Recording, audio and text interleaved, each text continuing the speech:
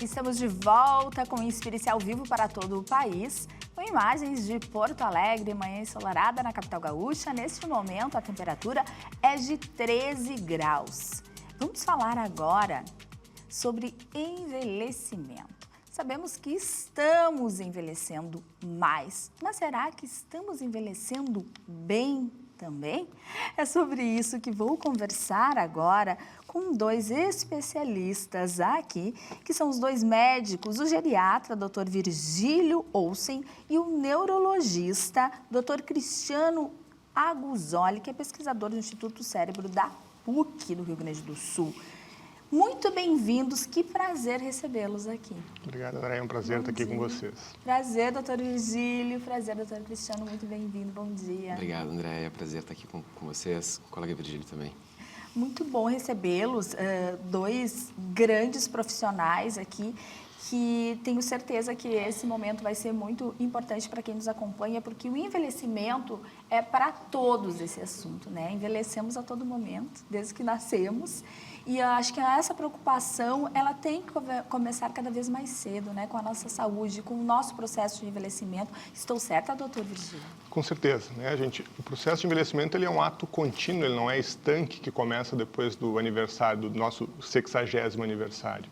Né? Então, tudo que a gente faz ao longo da vida, todas as escolhas que a gente faz na nossa rotina, elas vão impactar no nosso processo de envelhecimento. Então, quanto antes a gente começar a se preocupar com isso, melhor vai ser o nosso processo de envelhecimento, mas mesmo assim nunca é tarde demais para que a gente comece a pensar nisso e a cuidar da nossa rotina. Importante. E geralmente quando a gente fala em envelhecimento, ainda a gente pensa no envelhecimento do corpo, né? A gente se preocupa em fazer alguns exames periódicos e vai deixando essas questões realmente do nosso cérebro, da nossa mente um pouquinho para depois. Qual é a preocupação que temos que ter a partir de quando, doutor, de se voltar para essas questões também da nossa mente, né? Eu diria que desde quando nós nascemos, né? Como o Dr. Virgílio colocou, é um processo contínuo que não começa depois de 60 anos, mas começa já no início da vida, né? Então, a gente sabe que existem fatores que são de risco para desenvolvimento de sintomas relacionados a doenças neurodegenerativas, como doença de Alzheimer, e esses fatores de risco, eles começam bem cedo na vida, com escolaridade, por exemplo. Então, a escolaridade, a oportunidade de estudar, né, é um dos principais fatores de risco associado a desenvolvimento de sintomas relacionados a uma doença neurodegenerativa. Outros vários fatores de risco também durante a vida, né, como fatores de risco cardiovasculares, alterações para escutar, né, diminuição da acuidade auditiva, todos eles que vão acontecendo durante a vida, né, e que têm um impacto significativo na performance cognitiva, né, no processo de envelhecimento. Então, a preocupação deve ser constante também. A gente pensa em geriatra para um momento mais tardio na vida, né? Procurar um geriatra quando eu tiver 60, 70 anos, que eu acho que eu estou começando a entrar aí no meu processo real de envelhecimento. A partir de qual idade a gente deveria procurar um geriatra? A sociedade ela recomenda que a partir dos 40 anos a gente já possa ir a um geriatra, né? E porque muda muito o objetivo, a geriatria ela é muito ampla, né, André? Então, assim, a gente pode ter a parte da geriatria que vai cuidar da fase final de vida, ela existe, ela é forte, tudo. Mas quanto antes a gente começa nos 40, a gente vai planejar os próximos 40, né, os próximos 50, os próximos 60. Então, como a nossa longevidade está cada vez maior, a gente consegue planejar isso de uma maneira precoce. Justamente a nossa longevidade está cada vez maior. O Brasil é um país que envelhece, né? Estamos com muitos idosos e a tendência é que isso cada vez aumente mais. Como que está a qualidade da nossa saúde mental e física? Existem trabalhos recentes, né, mostrando que doenças mentais, né, eles têm um impacto muito significativo no surgimento de sintomas de doenças neurodegenerativas. Né? Então, um trabalho que mostrou, um trabalho da Colômbia mostrando isso, e o nosso trabalho, que utilizou basicamente o mesmo banco de dados, incluindo o Brasil, mostrou que a escolaridade é um desses principais fatores de risco também. Então, eu diria que doenças mentais, né, como depressão, por exemplo, ansiedade, E também a baixa escolaridade relacionada, né, associada no Brasil, eles são os principais fatores de risco para o desenvolvimento de sintomas relacionados a doenças degenerativas no futuro. Né? Claro que não existem só esses fatores de risco, né, existem também fatores de promoção de saúde cerebral, e poderíamos entender isso como uma balança, talvez. Né?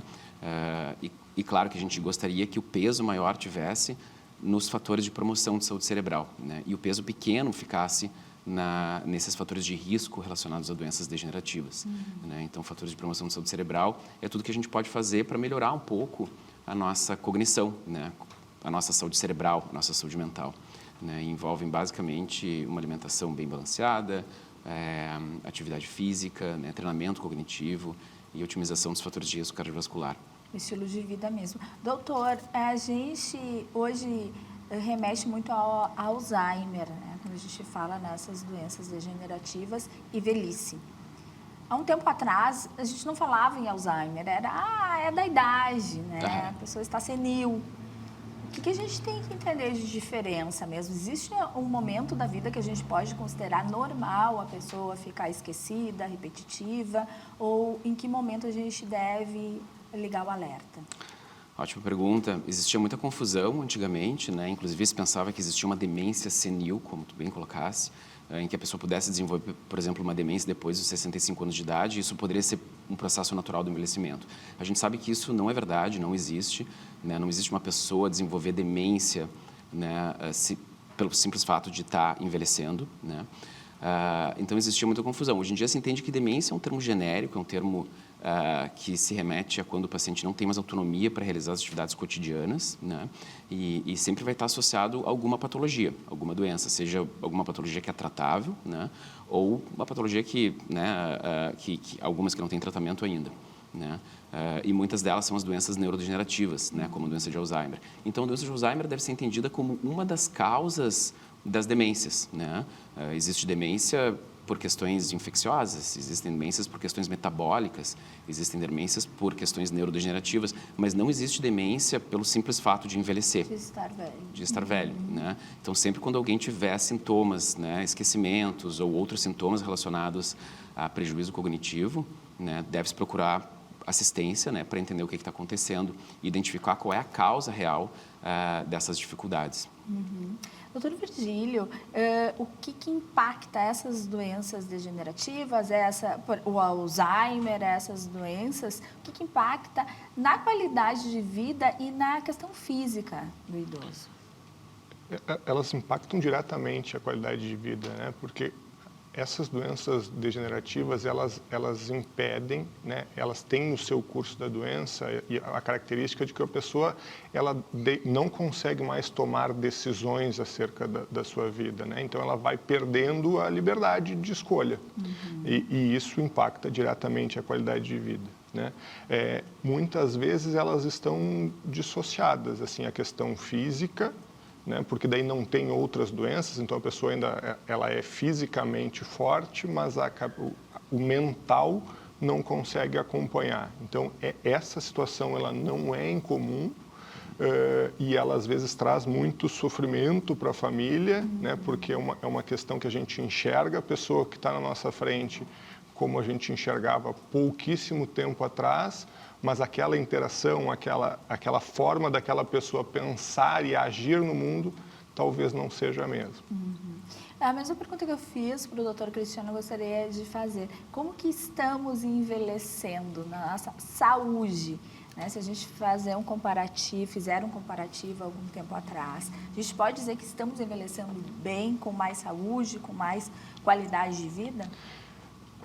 É uma pergunta difícil de te responder, até pela velocidade com que a gente está envelhecendo. Se a gente olhar para o início dos anos 2000, a gente tinha menos de 10% da nossa população era composta por pessoas idosas. Hoje a gente dobrou esse número, era 8%, hoje é quase 16%. Nossa. Em pouco mais de 2 décadas. Isso é muito rápido. Então, e isso mexe em todos os aspectos da sociedade. Nosso mercado de trabalho é diferente, a previdência, a forma como a gente entende a saúde, ela é diferente. E aí as pessoas que estão envelhecendo hoje talvez sejam a primeira geração que sabe que vai envelhecer, porque as outras elas envelheciam por um susto, né? Quando elas viam, elas estavam velhas. Então a gente começa a se preparar para o envelhecimento nessa geração que está fazendo 60 agora, né? Porque essa geração entende que pode chegar aos 80, que pode chegar aos 100. Né? E vem chegando cada vez mais. Então, eu vejo que a gente está envelhecendo melhor, porque a gente tem cada vez mais pessoas idosas frequentando a academia, trabalhando até mais tempo, prolongando a sua vida de trabalho, mas a gente está numa jornada aprendendo ainda que vai envelhecer.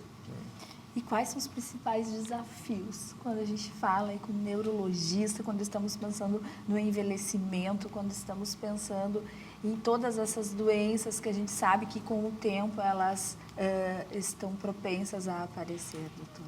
Certo. São doenças muito prevalentes, né? Se a gente for ver, por exemplo, doença de Alzheimer, atualmente a prevalência de doenças de demências em geral no mundo é de 70 milhões de indivíduos e existe uma projeção para 2050, por exemplo, para 140 milhões de indivíduos.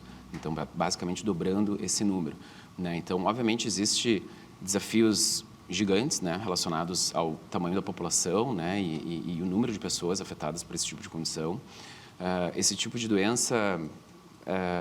existe muito estigma social relacionado a esse tipo de doença, impedindo muitas vezes o diagnóstico precoce, né? Atualmente temos condições de fazer diagnóstico precoce tanto clínico quanto biológico de doença de Alzheimer, né? Então é algo também que se tem trabalhado muito, né? E muitas iniciativas de pesquisa têm desenvolvido novos métodos para identificar esse tipo de doença cada vez mais precocemente e por métodos de biomarcadores, de exames cada vez menos invasivos também, né? Então, antigamente você tinha basicamente um exame clínico e se dava um diagnóstico, uma hipótese clínica diagnóstica. Hoje em dia é possível já fazer o diagnóstico biológico da doença de Alzheimer e cada vez mais está se encaminhando para um diagnóstico utilizando métodos menos invasivos como o simples retirada de sangue, né? O simples exame de sangue.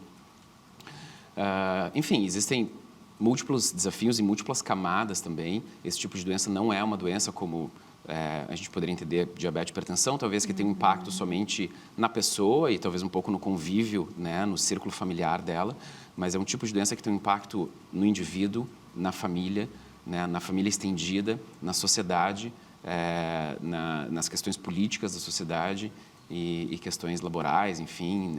Então, assim, é um tipo de doença que não o desafio não está relacionado somente com diagnóstico, tratamento, indivíduo e familiar e família, né?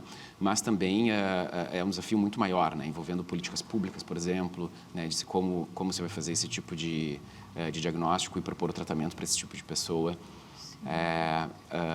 Ações que reduzem o estigma relacionado a elas, ações que aumentem o diagnóstico precoce e ofereçam um tratamento também.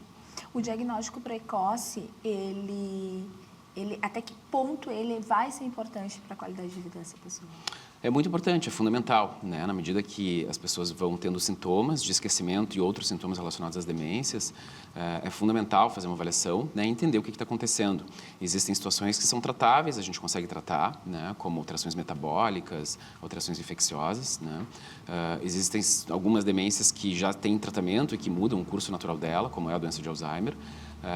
Existem outras que ainda não têm tratamento, né, e que conseguem diminuir a progressão delas. Mas é fundamental saber o que está acontecendo, é fundamental fazer o diagnóstico etiológico, né, ou seja, entender qual é a causa desse tipo de alteração, seja comportamental ou cognitiva, né, para daí sim a gente conseguir fazer um planejamento com o paciente, com os familiares, né, propor o melhor tratamento possível, né, diminuir o impacto dessa doença na vida da pessoa, né, e a pessoa conseguir se planejar, conseguir também, enfim, conseguir se planejar, né, com tudo que existe em relação a isso, propor um tratamento e diminuir o estigma também, né? A gente sabe que esse tipo de doença tem um estigma muito importante na sociedade. Muito forte, exatamente. Ambos falaram sobre estilo de vida e o impacto disso no nosso envelhecimento. Doutor, se a gente não tem um estilo de vida adequado, não se preocupa com a nossa saúde, né?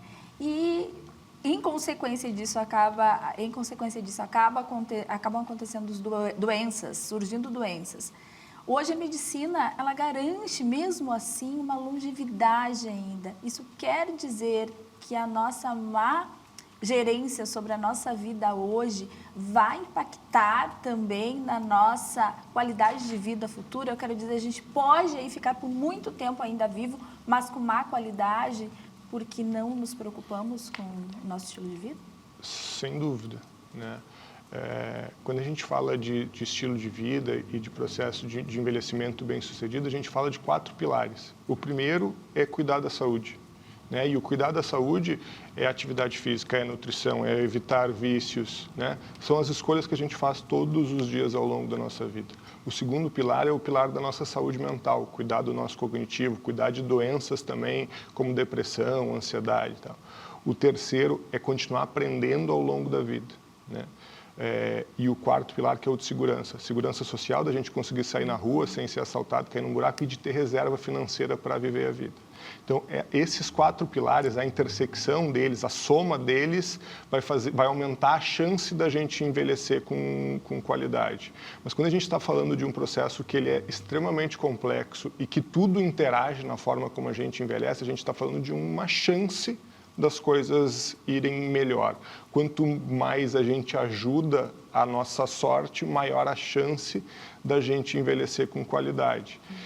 E o contrário, ele vai impactar negativamente. E não quer dizer que se eu fumar, por exemplo, eu não estou só diminuindo a chance de eu envelhecer com qualidade. Talvez eu esteja aumentando a chance de eu ter uma morte lenta, porque é disso que a gente está me falando, com sofrimento, com desconfortos, com falta de ar, enfim, com alguma penalização na minha qualidade de vida. Aumenta a chance de eu ter esse tipo de problema.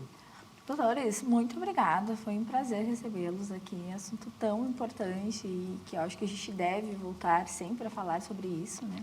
Porque impacta a todos, como eu já disse no início da nossa conversa. Muito obrigada, doutor Virgílio. Prazer recebê-lo aqui. Eu agradeço, obrigado pelo convite. Obrigada, doutor Cristiano. Foi um prazer. Muito Igualmente, obrigada. André. Muito obrigado.